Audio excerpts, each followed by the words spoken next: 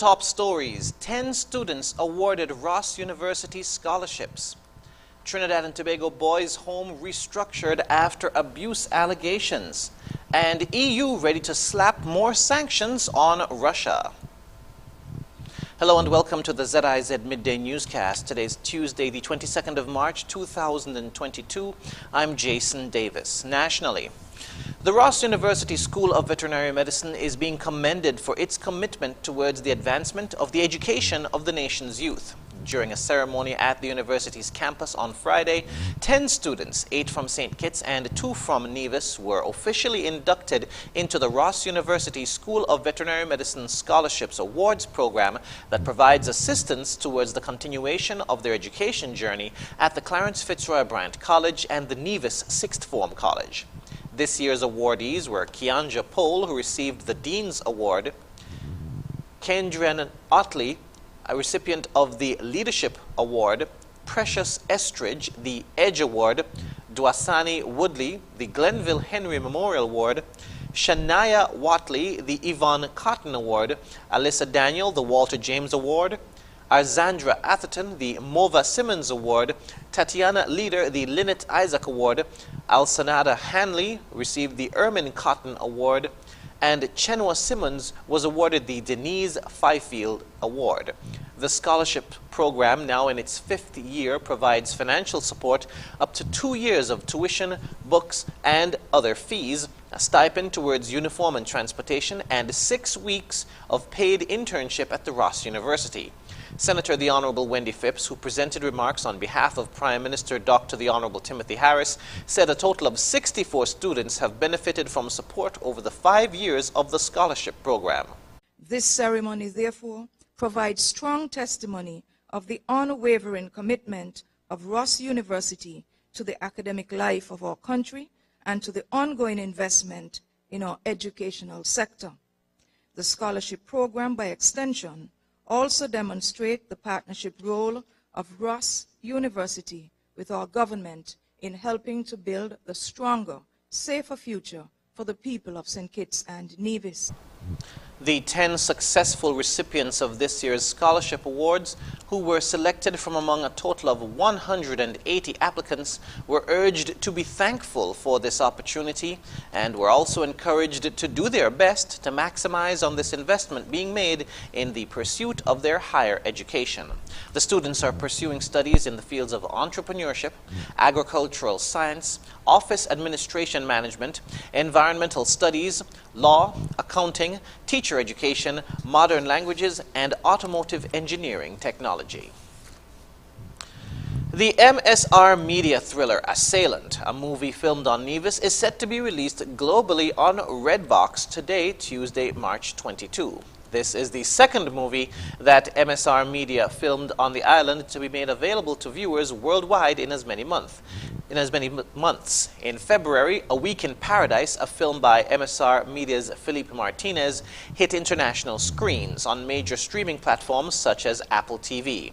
Premier of Nevis, the Honorable Mark Brantley, said the relationship that the government had the vision to forge with the UK-based production company in January of last year continues to bear fruit for the people and island of Nevis.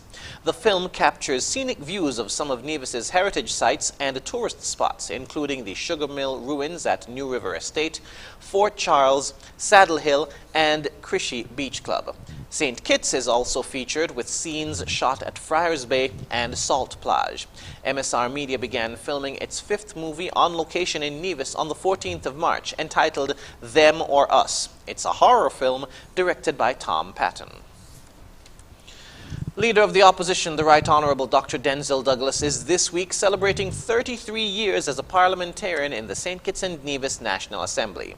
Activities planned for the week include visits to schools and senior citizens, a health walk and breakfast from Newton Ground to Diet Bay on Saturday, 26th March, a church service on Sunday, 27th March at the K.G. Swanston Memorial Church in Diet Bay, and a branch meeting on March 31.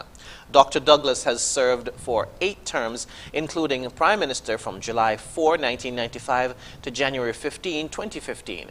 He served as Leader of the Opposition from 1989 to 1995. Regionally, systems are being put in place to ensure there is no repeat of allegations of abuse at the St. Michael's Home for Boys in Trinidad and Tobago. This from Minister of Youth Development and National Service Foster Cummings as he formally declared refurbishment works to begin at the Diego Martin Home for Boys on Monday. More in this report. Systems are being put in place to ensure there is no repeat of allegations of abuse at the St. Michael's Home for Boys. This from Minister of Youth Development and National Service Foster Cummings as he formally declared refurbishment works to begin at the Diego Martin Home for Boys on Monday. Addressing the matter while chatting after the ceremony, Minister Cummings told TTT News government is addressing the matter in a systematic way. He explained that Cabinet has appointed 2 committees to assist. One committee to look at the restructuring of the youth camps and another committee to advise Cabinet on a new management model and a new curriculum for the National Service Program. Will be one of the facilities that will fall under the National Service umbrella.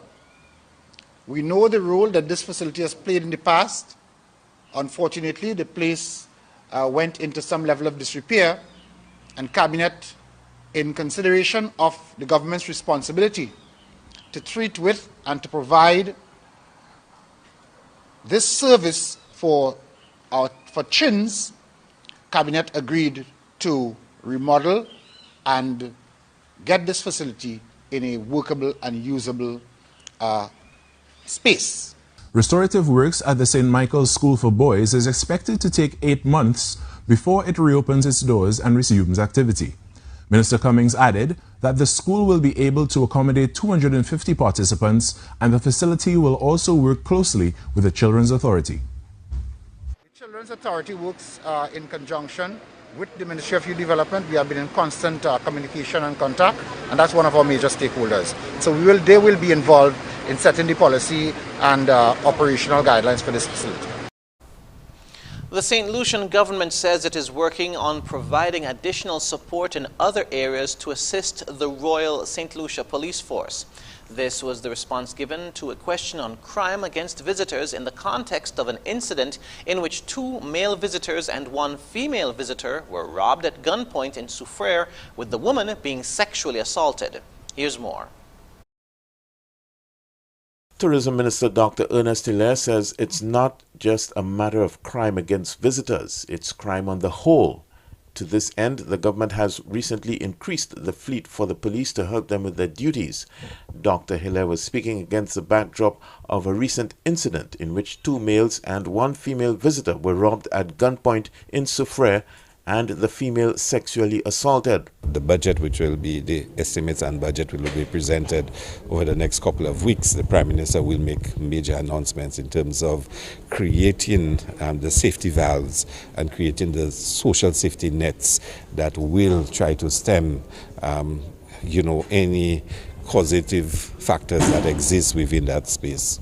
Dr. Hilaire says government will also be providing support to the lawmen in other areas. There'll be other areas that the police will be supported, whether it's communications, whether it is other aspects of their operations, so we are committed to doing it.